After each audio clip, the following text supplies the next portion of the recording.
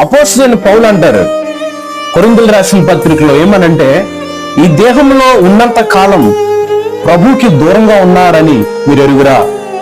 మనం ఎప్పుడైతే మన ఆత్మ ఈ దేహంలో ఉంటుందో దేవునికి దూరంగా ఉంటామంట. ఎప్పుడైతే ఈ దేహాన్ని విడిచిపెడతామో దేవునికి సమీపంగా మనం వెళ్ళిపోతాం. అందుకే పౌలు గారు అంటారు, బ్రతుకుట క్రీస్తు, చావైతే లాభం అని. లాభం అంటే ఆ పరలోక రాజ్యంలో నిత్యము కోట్లాది కోట్ల దేవదూతలతో కలిసి దేవుని నిత్యము స్తుతిస్తూ ఆయన ఆరాధిస్తూ ఉండి ఎప్పుడు ఆనందంతో సంతోషంతో ఉంటాం.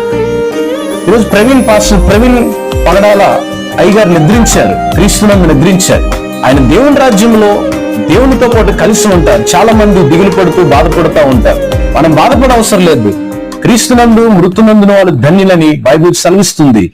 దేహంతో ఉన్నంత కాలం దేవునికి దూరంగా ఉంటాం. దేహాన్ని విడిచిపెట్టిన వెంటనే దేవుని రాజ్యానికి మనం